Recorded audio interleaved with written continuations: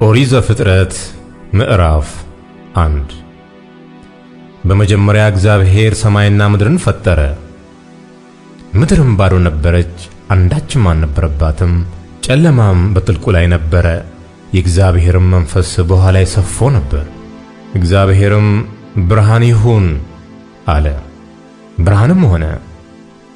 እግዚአብሔርም ብርሃኑ መልካም እንደሆነ አየ።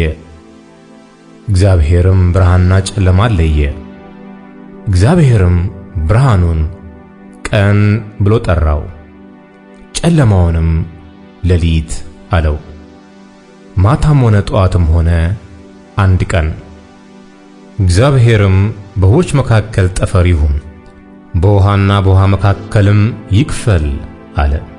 እግዚአብሔርም ጠፈርን አደረገ፣ ከጠፈር በታችና ከጠፈር በላይ ያሉትንም ውኆች ለየ፣ እንዲሁም ሆነ። እግዚአብሔር ጠፈርን ሰማይ ብሎ ጠራው።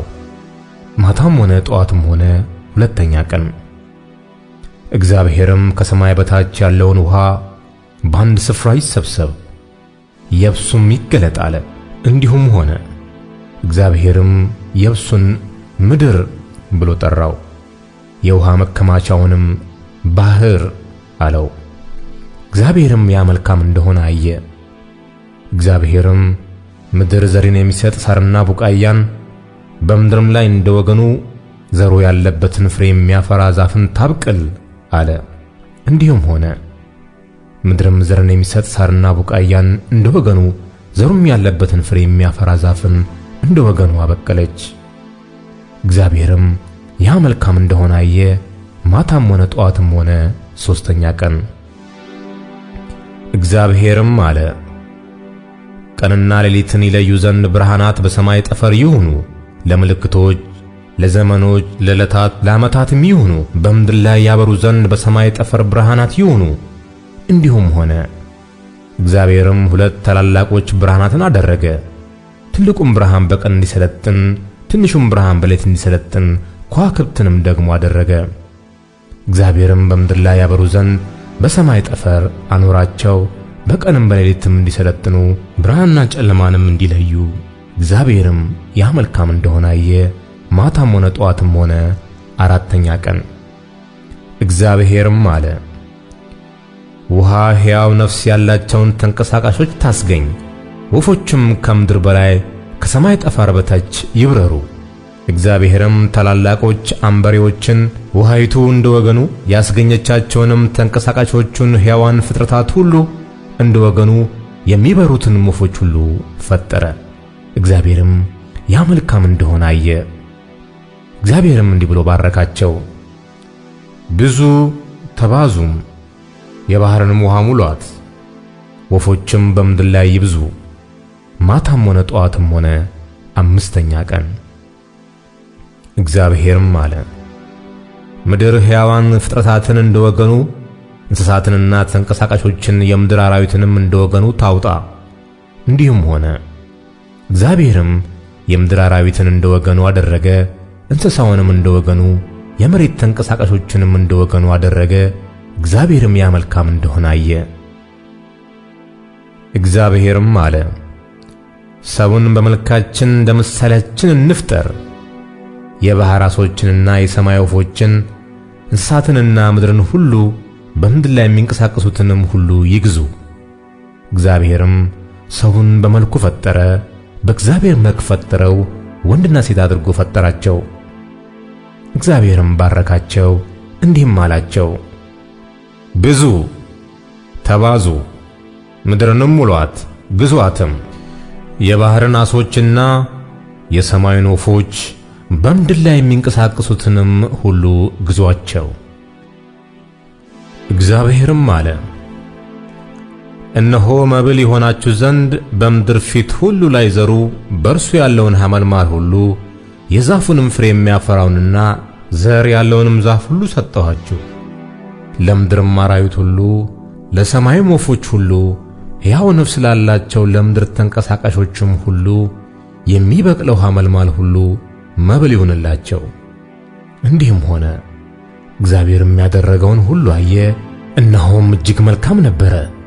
ማታም ሆነ ጠዋትም ሆነ 6ኛ ቀን። ምዕራፍ 2 ሰማይና ምድር ሰራዊታቸውም ሁሉ ተፈጸሙ። እግዚአብሔርም የሠራውን ሥራ በሰባተኛው ቀን ፈጸመ። በሰባተኛውም ቀን ከሠራው ሥራ ሁሉ አረፈ። እግዚአብሔርም ሰባተኛውን ቀን ባረከው ቀደሰውም፣ እግዚአብሔር ሊያደርገው ከፈጠረው ሥራ ሁሉ በእርሱ አርፏልና። እግዚአብሔር አምላክም ሰማይና ምድርን ባደረገ ቀን በተፈጠሩ ጊዜ የሰማይና የምድር ልደት ይህ ነው። የሜዳ ቁጥቋጦ ሁሉ በምድር ላይ ገና አልነበረም፣ የሜዳውም ቡቃያ ሁሉ ገና አልበቀለም ነበር።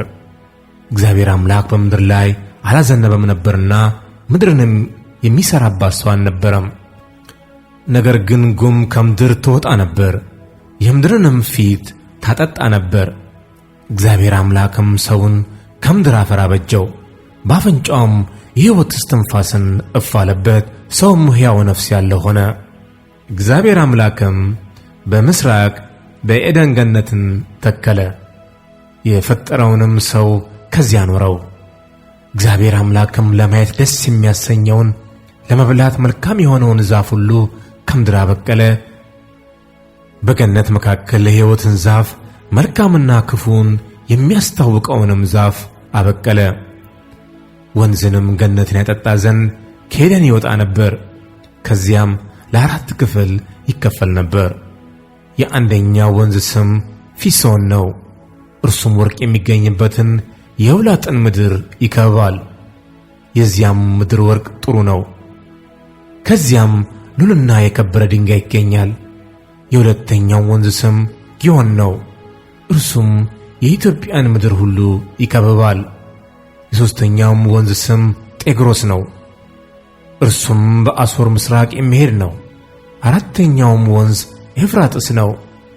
እግዚአብሔር አምላክም ሰውን ወስዶ ያበጃትም ይጠብቃትም ዘንድ በዔድን ገነት አኖረው። እግዚአብሔር አምላክም ሰውን እንዲህ ብሎ አዘዘው፣ ከገነት ዛፍ ሁሉ ትበላለህ፣ ነገር ግን መልካምንና ክፉን ከሚያስታውቀው ዛፍ አትብላ፣ ከእርሱ በበላ ቀን ሞትን ትሞታለህና።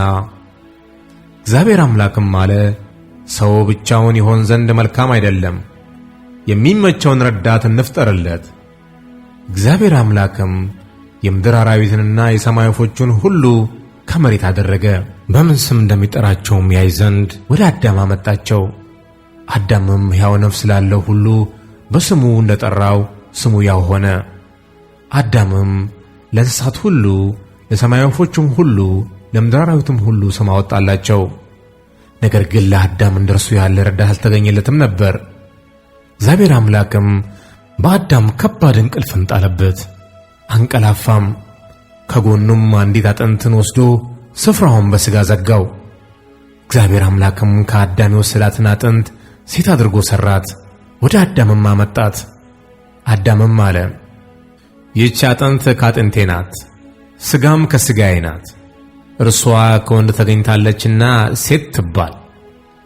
ስለዚህ ሰው አባትና እናቱን ይተዋል፣ በሚስቱም ይጣበቃል፣ ሁለቱም አንድ ሥጋ ይሆናሉ። አዳምና ሚስቱ ሁለቱም ራቁታቸውን ነበሩ፣ አይተፋፈሩም ነበር።